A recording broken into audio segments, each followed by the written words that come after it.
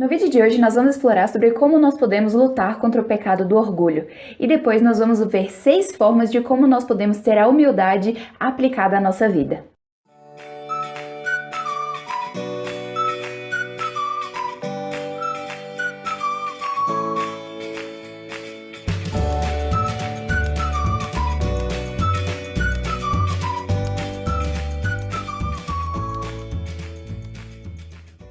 Oi pessoal, tudo bem? Bem-vindas a Fé e Tulipas. Esse é um canal cristão que tem o propósito de estar compartilhando a palavra de Deus com outras mulheres para juntas estarmos crescendo à semelhança do Senhor Jesus. E por isso, hoje a gente vai estudar sobre outro pecado que muitas vezes bate na porta do nosso coração. Semana passada a gente viu um pouco sobre preguiça e hoje a gente vai ver sobre orgulho. E para isso a gente sabe que o contrário de orgulho é humildade. Então nós vamos ver como que nós podemos buscar humildade, o que humildade é e a humildade na vida de Jesus. Depois a gente vai ver sobre como nós podemos pegar essa humildade e aplicar a nossa vida em áreas específicas. Então vamos começar pela definição. O que é humildade? Mas primeiro, para a gente entender o que é humildade, vamos tentar ver o que não é humildade. Então, quando você se refere a uma pessoa e diz que ela é uma pessoa humilde, o que você está pensando em relação a isso? Será que é porque ela faz caridade, porque ela é uma pessoa que é boa com as outras pessoas, ou porque ela vendeu tudo e doou para as pessoas? O que você pensa quando você diz que alguém é humilde? Então, para isso a gente precisa entender. Humildade não é nenhuma dessas coisas. Humildade não é caridade, humildade não é ser uma pessoa legal, e humildade não é você vender tudo que você tem e dar aos pobres. Isso não é humildade. Claro que muitas dessas atitudes podem vir de uma humildade, mas essas atitudes em si não são. Porque humildade não é algo que é uma ação externa, e sim uma ação interna do coração. Então, afinal, o que é humildade? Humildade é se submeter e alegremente aceitar o plano de Deus e a posição que Ele te colocou. Então, com isso a gente pode lembrar, por exemplo, do Jardim do Éden. Qual foi o primeiro pecado que surgiu na humanidade? Foi o orgulho, porque Adão e Eva não se contentaram com o plano que Deus tinha colocado para eles e a posição que Deus tinha colocado, porque Deus havia dito para eles que eles poderiam comer de todo o fruto de outras árvores, menos de uma. Então, pelo fato de Adão e Eva não terem aceitado nem se submetido à vontade de Deus para eles naquele momento, eles buscaram algo a mais. E com isso, o pecado entrou no mundo e o que esse orgulho tinha promovido para eles acabou se mostrando como uma mentira. E é isso que a gente vai ver daqui a pouco. Então, de novo, uma definição de humildade pode ser se submeter e alegremente aceitar o plano e a posição que Deus te colocou agora. Muito interessante que a gente consegue ver como que esse conceito está extremamente atrelado à questão do contentamento. Então, uma vez que nós somos humildes, nós necessariamente vamos ter uma vida marcada pelo contentamento. Mas a gente vai falar disso daqui a pouco. Mas você já se perguntou por que muitas vezes pessoas orgulhosas só ficam mais orgulhosas ao invés de chegarem no momento que elas estão totalmente satisfeitas? Porque o orgulho é um mentiroso, ou seja, o orgulho promete a você que você vai conseguir várias coisas quando você colocar ele dentro do seu coração, mas no momento que você faz isso, você só encontra insatisfação e descontentamento. Você nunca vai estar plenamente satisfeita com o orgulho. Mas pelo contrário, a gente vê a humildade. A humildade, isso a gente vê, por exemplo, na vida de Jesus, que a humildade, ela sempre mostra que sim, você vai ter dificuldades e sim, pode não ser a coisa mais agradável a você agora, mas ela vai ser o que vai ter o resultado melhor, porque sempre depois de uma humilhação vem uma maior exaltação. E é isso que a gente vê, por exemplo, na vida do Senhor Jesus. Então, se você pegar a sua Bíblia, em Filipenses 2, a gente vê um grande e belo retrato disso.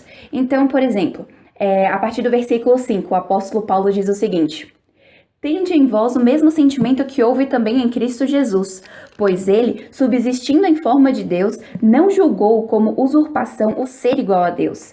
Antes, a si mesmo se esvaziou, assumindo forma de servo, tornando-se em semelhança de homens, e reconhecido em figura humana, a si mesmo se humilhou, tornando-se obediente até a morte, e morte de cruz.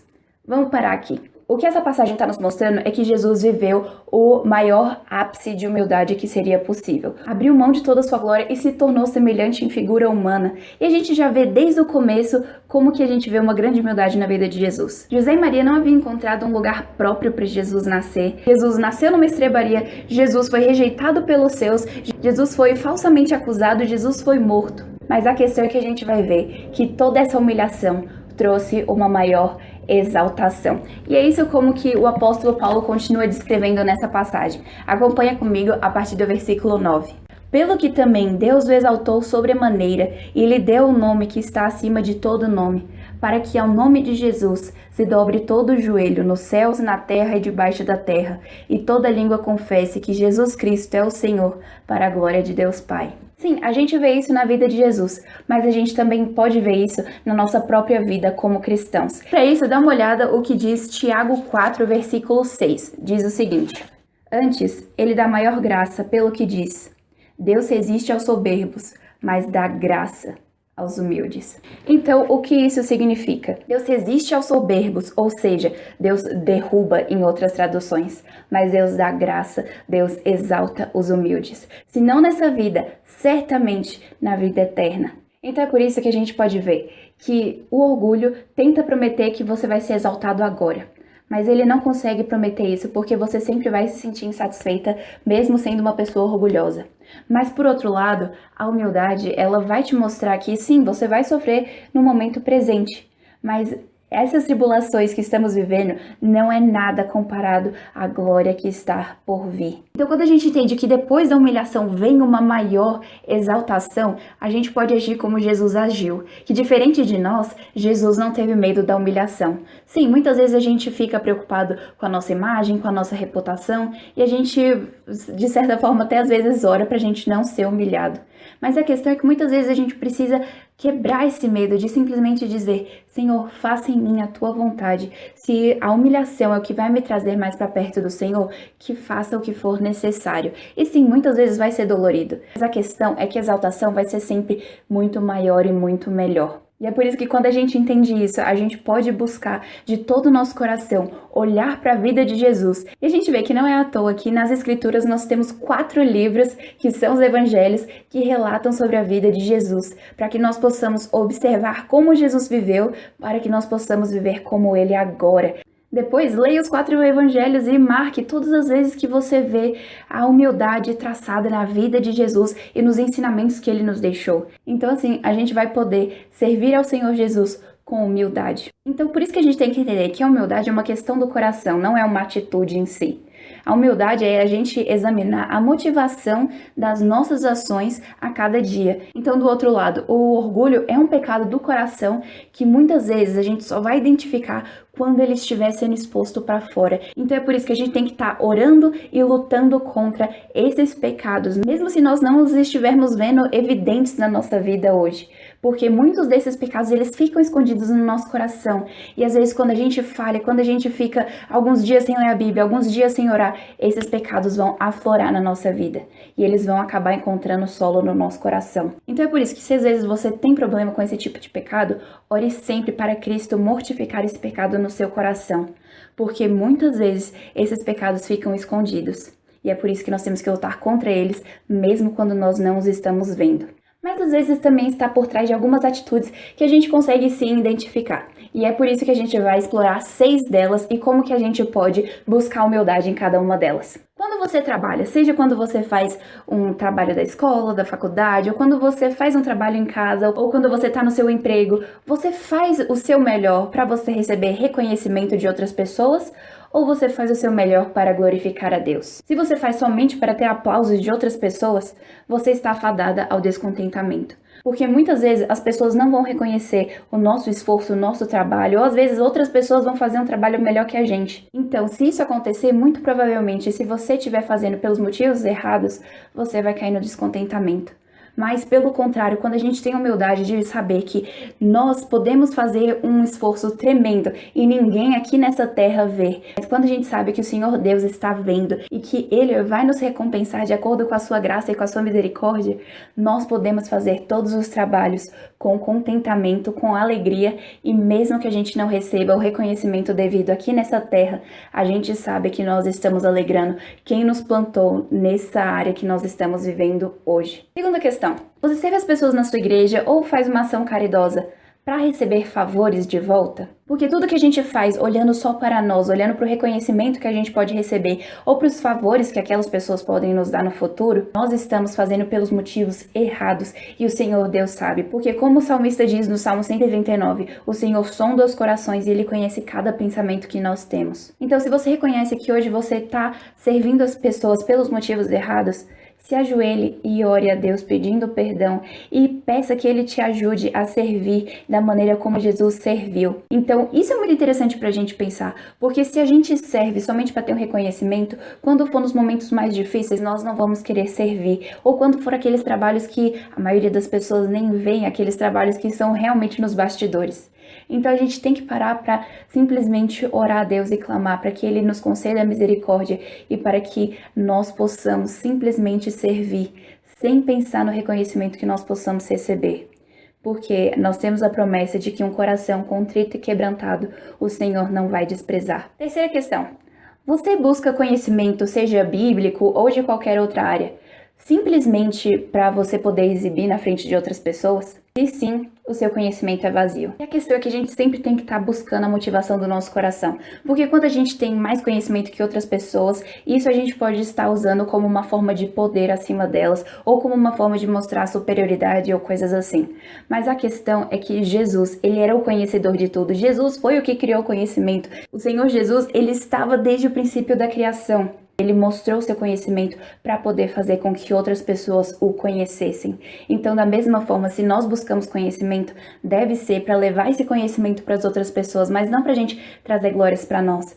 Mas a gente tem que mostrar o conhecimento bíblico para que as pessoas possam conhecer quem criou esse conhecimento, que é o Senhor Jesus. E se você não estiver usando todo o conhecimento e intelecto que o Senhor Deus te deu para amá-lo de volta e amar outras pessoas, o seu conhecimento é totalmente vazio. Quarta questão. Você ama as pessoas difíceis que estão na sua vida?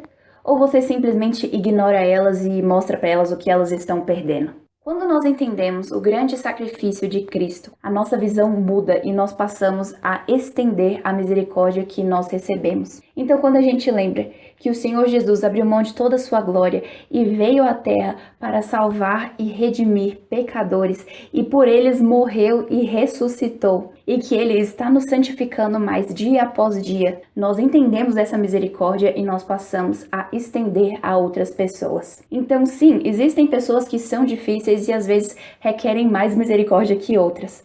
Mas a questão é que nós todos já fomos pessoas difíceis assim.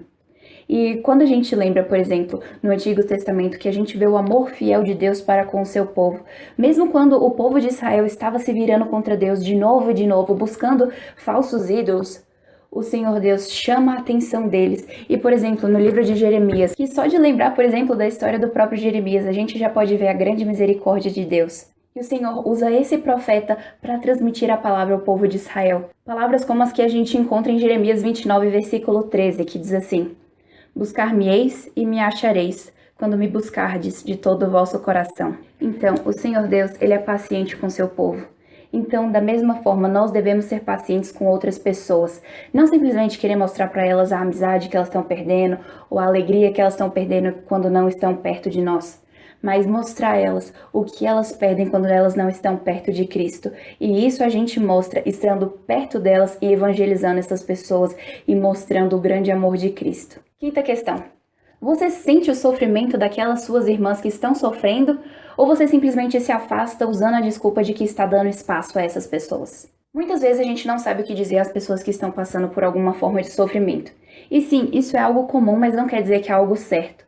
Então a gente deve buscar formas e buscar estudar como nós podemos auxiliar aquelas pessoas que estão sofrendo. E isso a gente pode fazer quando a gente busca trazer a essas pessoas a esperança que as escrituras nos trazem, estar presente na vida delas e não simplesmente se afastar. Então, quando a gente tem a humildade de sair do que parece mais confortável para nós e a gente entra dentro do sofrimento de outras pessoas para buscar levar a alegria da salvação e a alegria do evangelho de volta a essas pessoas, nós estamos fazendo aquilo pelo qual a igreja é chamada a fazer. Nós somos todos partes de um corpo e cada membro precisa do outro. Nós devemos estar buscando entender esse sofrimento e trazer esperança a essas pessoas. Sexta e última questão. Quando alguém machuca o seu coração, você alimenta essa raiva e busca formas de vingança? Quando a gente lembra que o Senhor Deus é o nosso vingador e de que Ele é um juiz justo, nós não vamos ficar buscando formas de se vingar de outras pessoas e também nós não vamos ficar alimentando a raiva em nossos corações, porque isso também é forma de orgulho. Se alguém nos machucou, e muitas vezes isso pode ser que a nossa atitude também não tenha sido muito boa em relação a isso, nós devemos buscar a reconciliação.